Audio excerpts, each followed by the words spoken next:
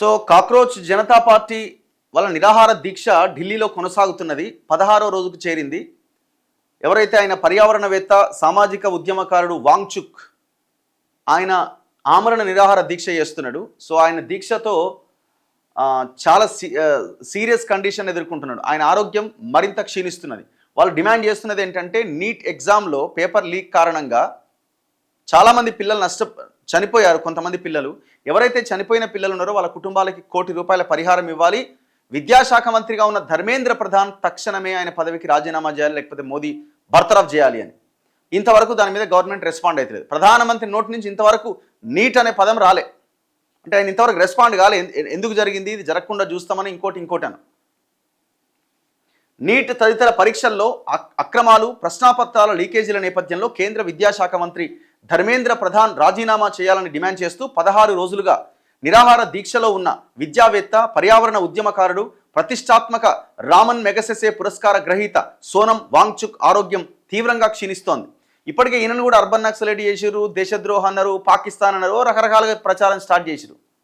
Already ఢిల్లీలోని జంతర్ మంతర్ వద్ద నిరాహార దీక్ష ప్రారంభించినప్పటి నుంచి ఇప్పటి వరకు ఆయన 8.2 కిలోల బరువు తగ్గిండట. జస్ట్ 16 డేస్లో 8 కిలోల బరువు తగ్గిండు. మరి ప్రభుత్వం ఉంటుందా, చంపుతుందా ఆయనని? తక్షణం రెస్పాండ్ అయితే పోయేదేముంది? ఇప్పుడు తప్పు జరిగింది, విద్యాశాఖ మంత్రి రిజైన్ చేయడా? నీట్ ఎగ్జామ్ వల్ల 23 లక్షల మంది పిల్లలు పరీక్ష రాస్తే ఆ ఎగ్జామ్ పేపర్ లీక్ అయింది. ఎవడు లీక్ చేసిందంటే ఇంటి దొంగలే ఉన్నారట. మరి బాధ్యత వహిస్తూ విద్యాశాఖ మంత్రి రాజీనామా చేయాల్సిన అవసరం లేదా? మళ్ళీ అది సిబిఎస్ఈకి సంబంధించిన పేపర్ వాల్యుయేషన్లో కూడా పెద్ద ఎత్తున అక్రమాలు జరిగినాయి. 17 ఏళ్ల పిల్లగాడు వచ్చి నా వాల్యుయేషన్ సరిగ్గా లేదు, అంత అక్రమాలు జరిగినాయి అంటే వాడు పాకిస్తాన్ అన్నారు. ఆ పిల్లగాని కూడా పాపం, పిల్లగాని కూడా అర్బన్ నక్సలైట్ అన్నారు. సోమవారం వాంగ్చుక్ రక్తంలో షుగర్ నిల్వలు 67 mg/dlకు పడిపోయినాయి.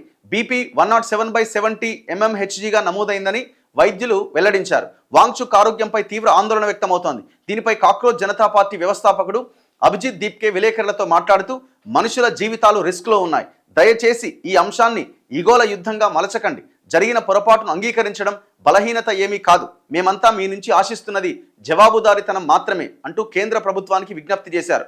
తన కృషి ద్వారా దేశానికి అంతర్జాతీయ స్థాయిలో గుర్తింపు తీసుకొచ్చిన వాంగ్చుక్ ఈరోజు ఈ దేశ విద్యార్థుల కోసం పోరాడుతుంటే ఆయనతో మాట్లాడడానికి ప్రభుత్వం కనీసం ఒక్క మంత్రినైనా పంపించలే. ఇదేం ప్రభుత్వం అని నిలదీశారు. 2011లో అన్నా హజారే చేసిన 12 రోజుల నిరాహార దీక్షను విలేకరులు ప్రస్తావించగా, నాటి భారతదేశం వేరు, నేటి భారతదేశంలో మనుషుల ప్రాణాలకు విలువ లేదు అంటూ దీప్తే జవాబిచ్చారు. 24 రోజులుగా నిరసన ఉద్యమం. ధర్మేంద్ర ప్రధాన్ రాజీనామా చేయాలంటూ ఆత్మహత్య చేసుకున్న విద్యార్థుల కుటుంబాలకు ₹1 కోటి చొప్పున కేంద్ర ప్రభుత్వం నష్టపరిహారం ఇవ్వాలని డిమాండ్ చేస్తూ సిజేపీ జంతర్ మంతర్ దగ్గర జూన్ 20వ తేదీ నుంచి నిరసన కార్యక్రమాలు కొనసాగిస్తోంది. వీటికి మద్దతుగా సోనం వాంగ్చుక్ అదే నెల 28వ తేదీ నుంచి నిరవధిక నిరాహార దీక్ష ప్రారంభించారు. సిజేపీ నిరసన ప్రారంభమై 24 రోజులవుతోంది. నిరసన ఉద్యమాన్ని ఉధృతం చేయడానికి ఈ నెల 20వ తేదీన పార్లమెంట్ సమావేశాలు ప్రారంభమయ్యే రోజున జంతర్ మంతర్ నుంచి పార్లమెంటు వరకు శాంతియుత ప్రదర్శన నిర్వహిస్తామని సిజేపీ ఇప్పటికే ప్రకటించింది.